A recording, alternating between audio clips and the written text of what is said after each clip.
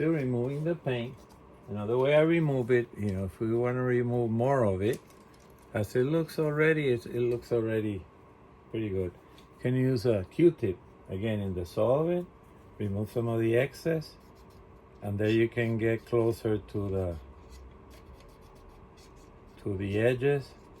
It still will leave some pigment in there.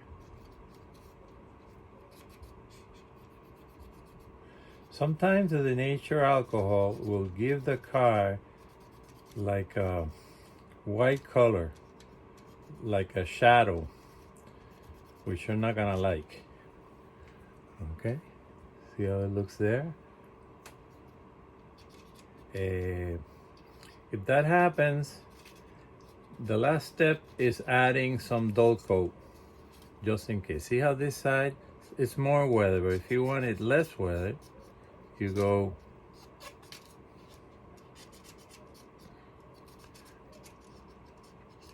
with the Q-tip.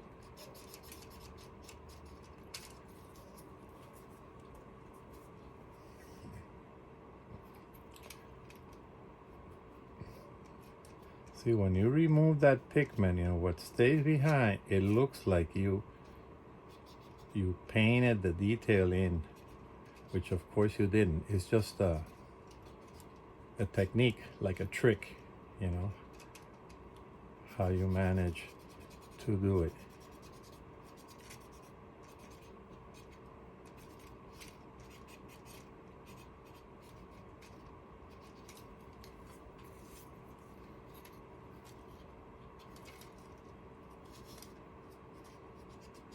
The edges are hardly visible ever. You can experiment there if you want. Leave some more.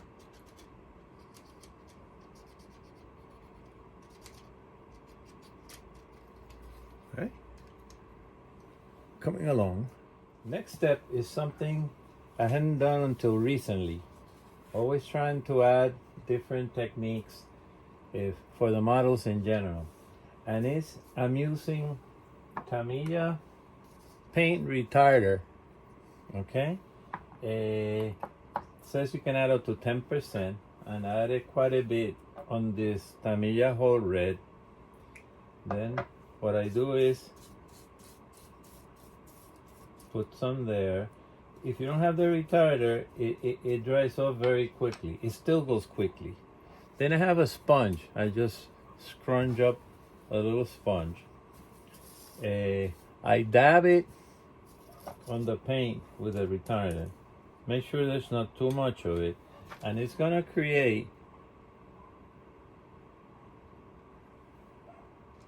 a pretty nice effect. See, of like dings and rust. I go for the edges, for the top, there, and then I also go for the main area, trying to go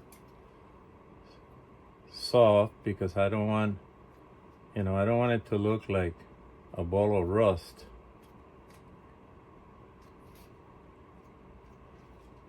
By the ends.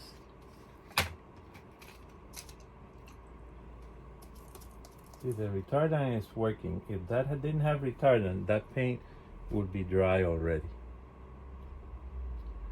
Again, you want it not to be too much and not to be uniform.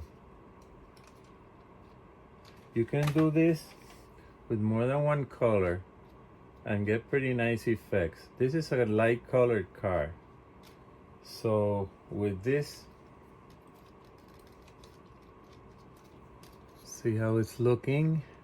Hopefully it comes well in the video. It just looks like slightly weathered. You could go with a lighter color. In terms of the color to use for the shading,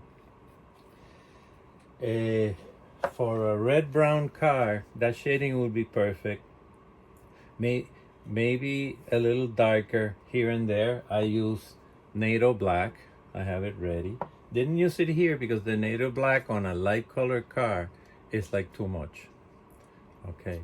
Here I might go with another color, which is like rust.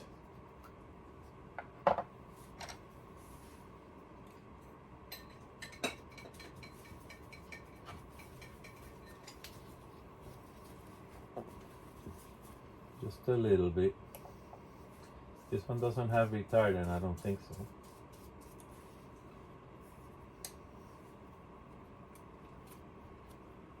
I go with the same sponge.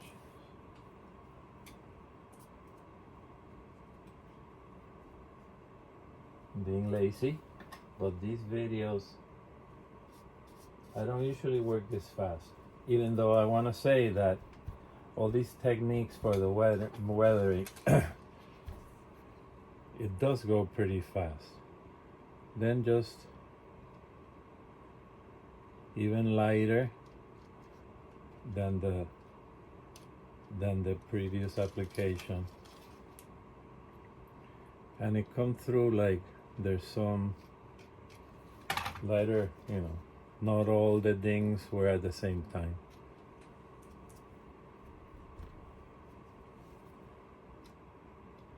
I'm actually starting to use this on my tanks 1/6 scale. Okay. To this, maybe could add a little more.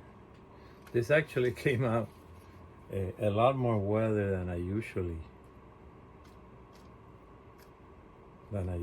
do.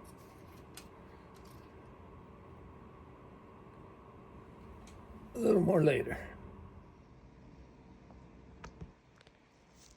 And some close-ups here. How it's looking so far.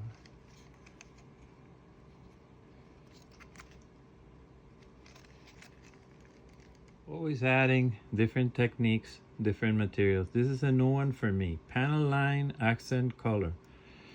It's from Tamiya. This is dark brown. It comes in various colors.